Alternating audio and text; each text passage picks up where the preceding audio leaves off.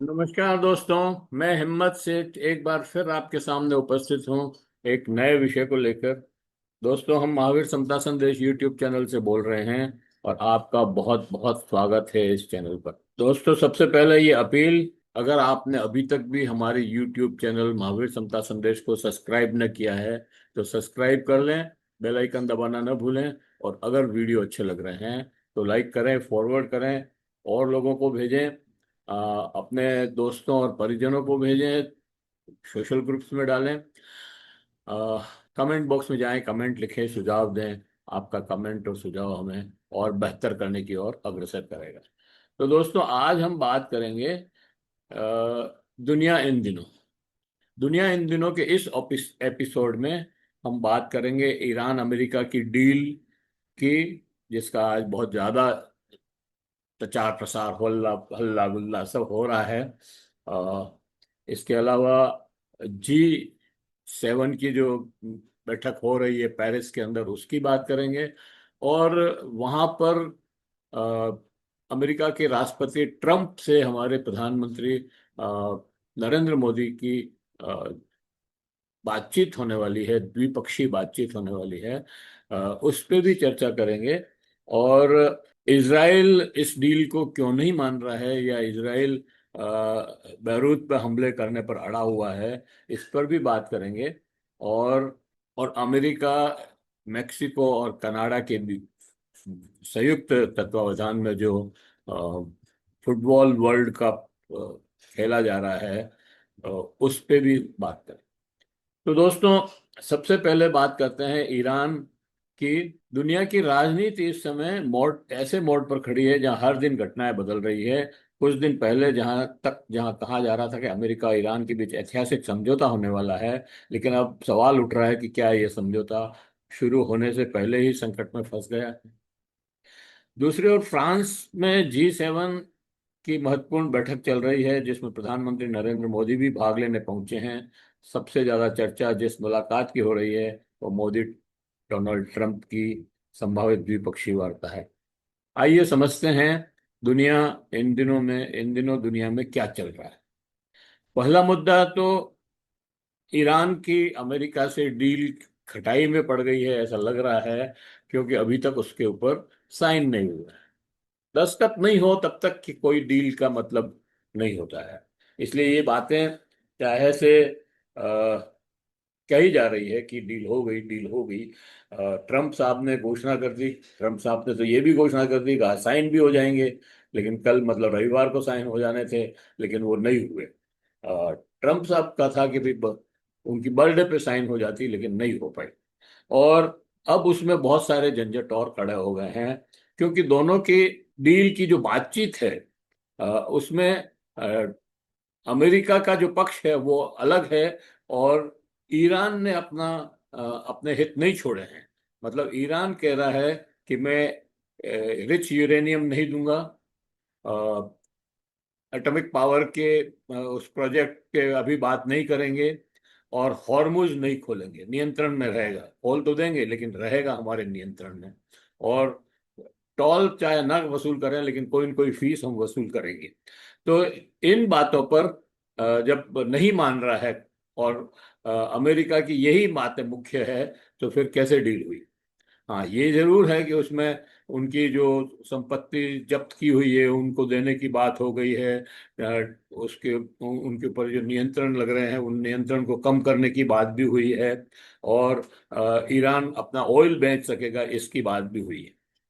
लेकिन जो मुख्य बातें हैं उस पे अभी तक भी समझौता नहीं हुआ है, और वो अभी तक भी खटाई में है। इसलिए ईरान में बहुत भारी विरोध हो रहा है इस डील का। और लोग सड़कों पे उतर आए हैं, और वहाँ के विदेश मंत्री को इस्तीफा देने की बात कर रहे हैं। तो इस तरह की स्थिति में, और ये कहा जा रहा है कि अभी तो साइन नहीं हुए हैं, लेकिन जेनेवा में कभी भी साइन हो सकते हैं। तो ये अभी बहुत खटाई में पड़ी हुई है डील। हमें नहीं लगता कि ये बात सर्वसम्मति से तय हो जाएगी। दूसरी बात यह है कि इजराइल नहीं मान रहा है इस डील को, क्योंकि इजराइल इस पूरे घटनाक्रम में सबसे बड़ा विरोधी इजराइल दिखाई दे रहा है।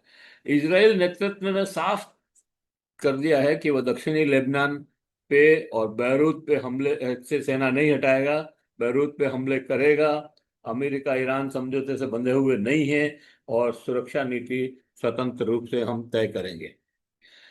तो जब इजराइल अगर नहीं मानता है इस डील को, तो फिर शांति तो होगी नहीं, युद्ध तो चलता रहेगा। और ईरान हिजबुल्लाह को और लेबनान को किसी भी हालत में नहीं छोड़ सकता। न वो गाजा को छोड़ेगा, न वो हूती को छोड़ेगा, और मतलब गाजा मतलब हमास को छोड़ेगा, और न इराक के मिलिशिया को छोड़ेगा। तो जब इन सबको नहीं छोड़ेगा तो इस डील का क्या मतलब? ये हो सकता है कि अमेरिका अपनी दुम भगा दबा करके निकल जाए यहाँ से, लेकिन युद्ध तो जारी ही रहेगा ऐसा लग रहा है। क्योंकि यदि ईरान शांति चाहता है लेकिन इजराइल लेबनान से सैन्य कार्रवाई जारी रखता है, तो संघर्ष फिर भड़क सकता है। याद रखिए, लेबनान का प्रश्न केवल लेबनान का प्रश्न नहीं है, वही वहाँ हिजबुल्ला है, उसके पास ईरान का प्रभाव है, और उसके सामने इजराइल खड़ा है। इसलिए ये पूरा पश्चिम एशिया शक्ति संतुलन का मामला है। और फिर जो हॉर्मुज हॉर्मुज इस जब तक ईरान पर अमेरिका इजराइल ने हमला नहीं किया था, तब तक बिल्कुल खुला था। जब आपने उनको हॉर्मुज गिफ्ट गिफ्ट किया है, तो उस पर नियंत्रण क्यों छोड़े? सबसे बड़ा सवाल यह है कि हार्मुज तो उनकी समुद्री सीमा में आता है, तो फिर उस समुद्री सीमा पर आपका नियंत्रण आपको क्यों स्वीकार करें? तो ये बड़ी अभी कठिनाई वाली बातें हैं, और हमें लगता है कि ट्रम्प साहब को और थोड़ा झुकना पड़ेगा। अब वैसे तो काफी झुके हैं वो, लेकिन और झुकना पड़ेगा, और फिर ये डील संभव है हो जाए। G7 में मोदी ट्रम्प की मुलाकात। अब आते हैं भारत पर। भारत फ्रांस के एविया शहर में चल रही G7 सम्मेलन में प्रधानमंत्री मोदी शामिल हुए, और व्हाइट हाउस ने संकेत दिया है कि मोदी और ट्रंप के बीच बैठक हो सकती है। इसके पहले फ्रांस के राष्ट्रपति फ्रैंको से भी बैठक हुई, कुछ व्यापार समझौते भी हुए शायद, और टेक्नोलॉजी ट्रांसफर और ये सारी बातें हुई है। अब दरअसल उसका पूरा ब्लूप्रिंट जब तक बाहर नहीं आता, तब तक कुछ पता नहीं लग सकता कि क्या क्या बातें हमारे हित की है, क्या क्या फ्रांस के हित की है। लेकिन हाँ, ये एआई पे समझौते की बात हुई है, और युद्ध की जो हम जो राफेल खरीदे थे, उसकी भी कुछ बातें हुई है। अब पता नहीं कितना आगे हम बढ़े हैं, और कितना हम यहाँ बना सकते हैं, इसकी अभी चर्चाएं चल रही है। अब ट्रम्प साहब के साथ जो बातचीत होनी है, उसमें 5 बड़ी बातें हैं। एक तो व्यापारिक टैरिफ का मामला है, व्यापार और टैरिफ का मामला है। भारत और अमेरिका के बीच व्यापार समझौते को लेकर लंबे समय से बातचीत चल रही है, और टैरिफ 18% हमारे पर लगाई हुई है, जबकि ओवरऑल 10% ही है। और वो भी हमारे कुछ चीजों पर टैक्स नहीं लगने की बात थी। अभी जो अमेरिका ने जो डील बना करके दी है, वो हमें मान्य नहीं है, और हम उसको किसी भी हालत में, क्योंकि उसको मानने से हमारे किसानों की मुश्किलें बढ़ जाती है, और उनके सामने जीवन यापन का संकट खड़ा हो जाएगा अगर इस डील को मान लेते हैं। तो इस पर बातचीत होगी। भारतीय प्रवासियों और वीजा का मुद्दा, विशेषकर कौशल वाले भारतीय पेशेवरों की, इस पर बातचीत होगी। रक्षा रक्षा सौदों पर बातचीत होगी। अमेरिका चाहते हैं कि भारत इंडो पैसिफिक रणनीति में बड़ी भूमिका निभाए, लेकिन रक्षा सहयोग में दोस्तों, एक तो अमेरिका हमको F-35 बेचना चाहता है, जो कबाड़ प्रूव हो चुके हैं। अभी ईरान ने F-35 विमान 2-3 गिरा दिए। ऐसे तो उन्होंने 42-45 विमान गिराए हैं, लेकिन F-35 भी उसमें है, F-16 भी हैं, F-15 भी हैं, F-18 भी हैं। तो इस तरह से अगर वो उन कबाड़ को हमारे यहाँ बेचता है, तो वो हमारे किस काम के? और जलडब्रू मध्य के से भारत का तेल आता है, यदि यहाँ तनाव बढ़ता है तो भारत की अर्थव्यवस्था प्रभावित होती है। और इसके ऊपर अगर ट्रंप साहब अगर वहां से ब्लॉकेट नहीं हटाते हैं तो अगर ईरान से हमारा कुछ तेल आएगा भी तो यहाँ रुक जाएगा, ब्लॉकेट से अमेरिका रोक देगा। तो इसके ऊपर बातचीत होनी चाहिए कि अमेरिका ये जबरदस्ती यहाँ ब्लॉकेट लगा करके बैठा है, इससे सारे विश्व की अर्थव्यवस्था प्रभावित हो रही है और इसको तुरंत हटाना चाहिए, ये मांग अमेरिका से करनी चाहिए।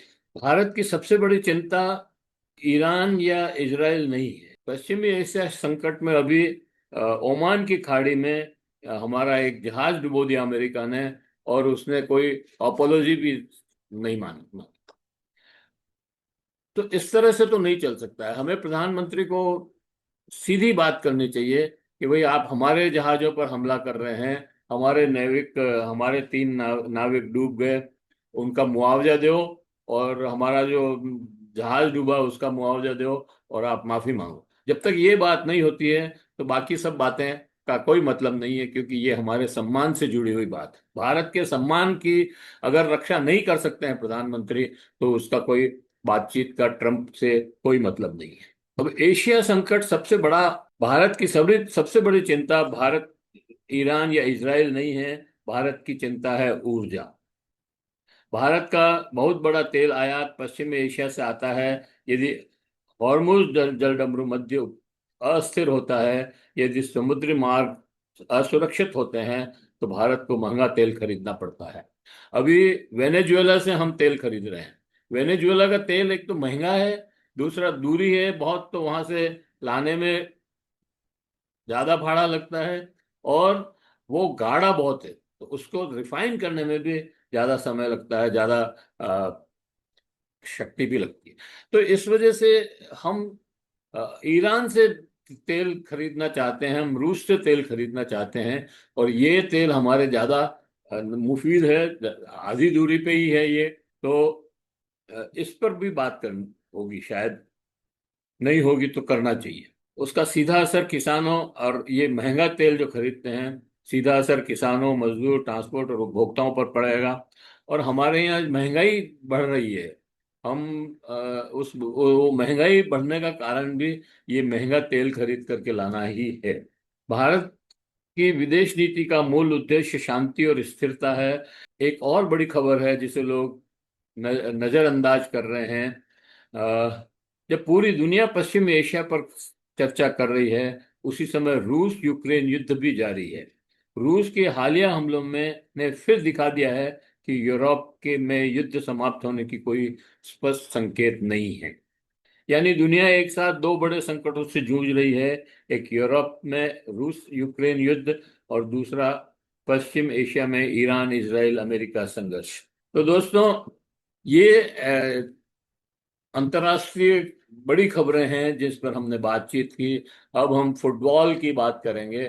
फुटबॉल में दोस्तों वर्ल्ड कप हो रहा है। अमेरिका, मेक्सिको और कनाडा मिलके इस टूर्नामेंट को करवा रहे हैं, और ये बहुत प्रतिष्ठित वर्ल्ड कप है दोस्तों।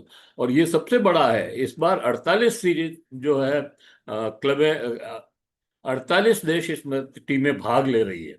हर हर साल हर बार 24 टीमें भाग लेती है, इस बार 48 टीमें भाग ले रही है।